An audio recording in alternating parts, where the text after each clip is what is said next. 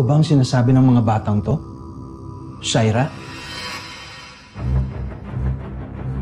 Franco? Totoo ba ang sinasabi ng mga batang to, Shaira? Franco, huwag ka maniwala sa kanila. Kung kayo makikinig sa babae yan, sinungaling yan! Manahimik ka! Ang tanong ko ang sagutin mo. Audrey, Shaira, ano? May naalala ka na? Alam mo kung sino ka? Ano? Kaya mo muna ako magpaliwanag. Kung kayo makikinig sa kanya.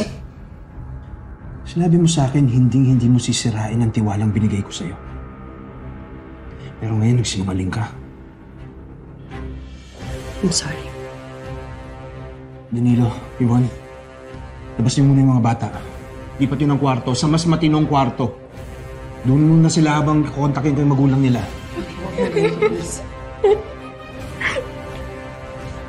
Sir, thank you po, sir. Pasalamat po. Salamat po. Naalala mo lahat?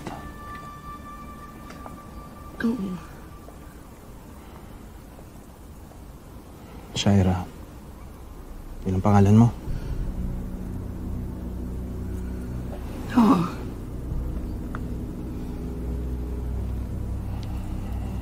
Bakit ka nagsinungaling sa akin?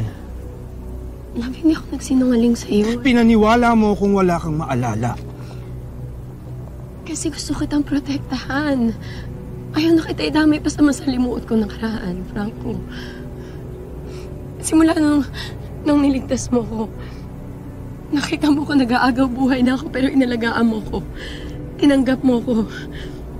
Kaya hindi na ako nagsalita kasi totoong wala akong maalala ng mga panahon na yon. Noong time na bumalik tayo dun sa Manila. May babae ako nakita dun. Ang pangalan niya, Christy. Siya yung babaeng sumira sa buhay ko. Noong nakita ko siya,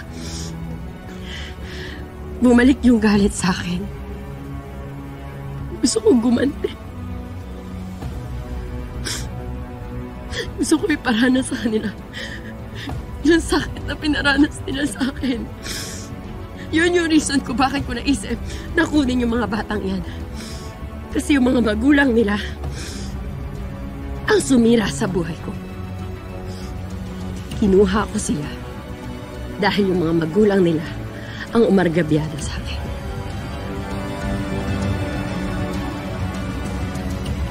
Sana maintindihan mo ko.